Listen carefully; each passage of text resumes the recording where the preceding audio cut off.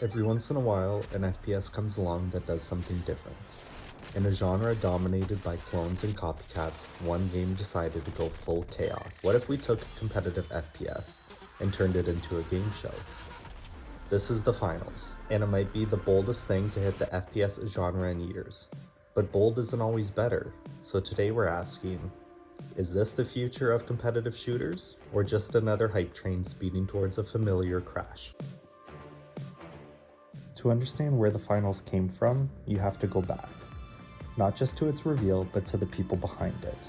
Embark Studios was founded in 2018 by industry veterans including Patrick Soderlund, the former head of EA Studios, and key developers behind Battlefield 3, 4, and Bad Company 2. These were the minds who pioneered destructible environments and large-scale sandbox warfare, and they weren't done innovating. From the beginning, Embark's goal wasn't just to make shooters, it was to make platforms for creativity. Games that felt dynamic, expressive, and unpredictable. In 2020, they announced they were working on the game, followed by dropping a teaser in 2021. In 2022, their focus shifted from Arc Raiders to their FPS game, codenamed Project Discovery, later changed to the Finals, a chaotic shooter where teams clashed in televised arenas. The concept? A virtual combat game show where squad fight for fame, glory, and cash. The destruction? Immediate headline. The movement? Aggressive, vertical, fluid. The tone? Unlike anything else. Closed beta signups skyrocketed. Word of mouth took over. Streamers started whispering about this new FPS with Battlefield DNA and that new game show flair. The message was clear. This wasn't just another shooter, it was a spectacle. So what makes it different? What is the vision behind the finals? Let's break it down. First, destruction and verticality. The first thing you'll notice is chaos. Not random chaos, designed chaos. In the finals, environments aren't static. They crumble, collapse, and open up mid-fight. A rooftop snipe can become a ground-level brawl in seconds. Every wall is a question. Do you go through it? Over it? Under it? That sandbox destruction isn't just eye candy, it's strategy. With options for every size build, you will always find new ways to get to where you want to go. From the heavy build offering a charge and slam ability with an RPG, to the medium build having a dematerializer that allows you to open up any wall, ceiling, or floor, your options are endless. Your only limit you have is your creativity. Second, roles and class-based loadouts. The finals features 3 distinct player archetypes: light, medium, and heavy. All builds can help a team be successful. Light is the scout. With the abilities available of cloaking, evasive dash, and a grappling hook, it allows players for a fast, evasive, perfect for flanking that brings a high-risk, high-reward play. Mediums are your utility specialists. With the abilities available of a turret, a heal beam, and a dematerializer, it allows for the perfect objective support that your team needs. Along with balanced firepower, you cannot go wrong with this class to start. And then there's heavy. Big armor, big guns, and the tools to reshape the battlefield in any way you see fit. Instead of locking players into rigid hero abilities, the final lets you build your own kit. Want to run invisibility with sonar? Go for it. A healing beam with a jump pad? Done. The freedom to invent your playstyle adds depth and chaos. Third, game modes.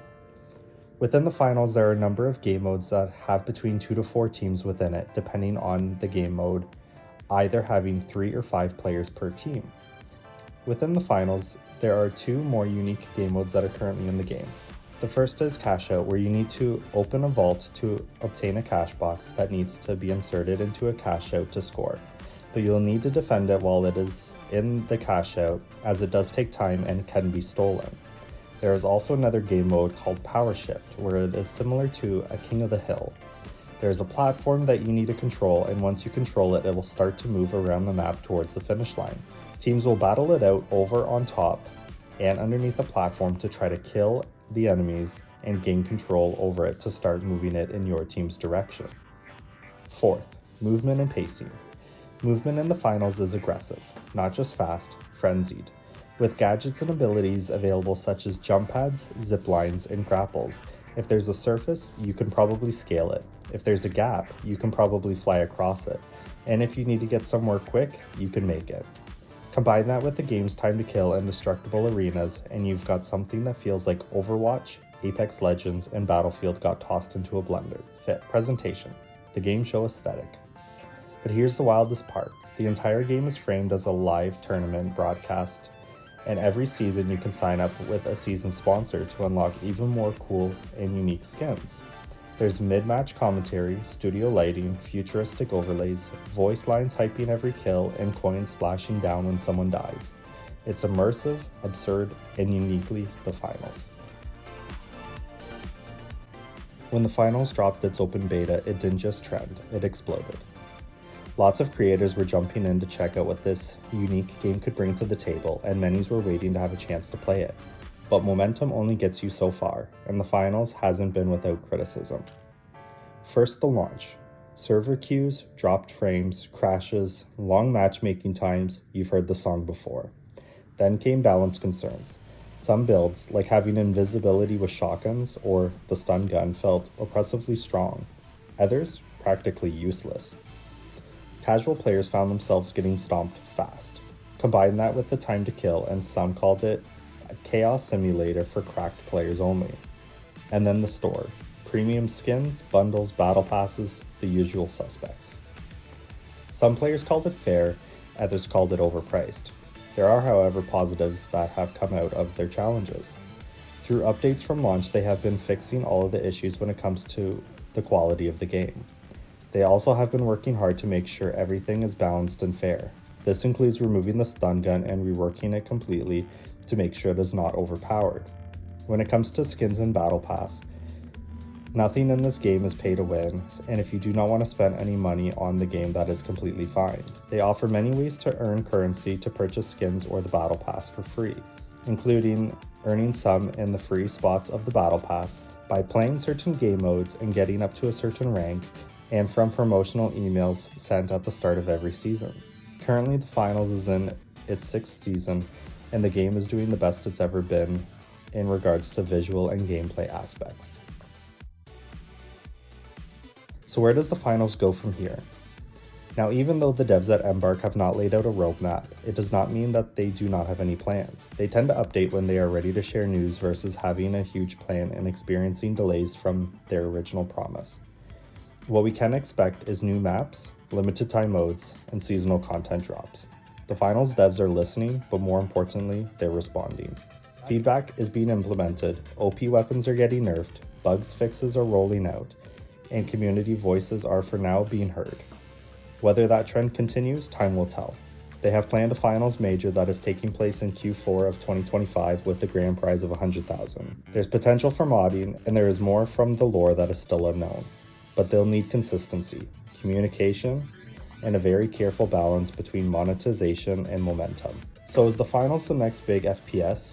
It's too early to say, but it's done something most new shooters fail to do. It's made people care. It showed us that innovation is still possible in a genre that often plays it safe. And it reminded us that fun, chaos, and creativity can coexist alongside competition. I personally really enjoy playing the game both alone and with my friends. As a person that gets tired after playing a FPS for too long, I have yet to have wanted to stop playing it.